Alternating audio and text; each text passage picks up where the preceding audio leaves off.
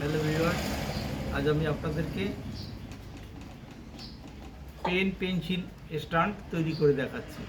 দেখুন কিভাবে পেন বা পেন্সিল স্ট্যান্ড তৈরি হচ্ছে।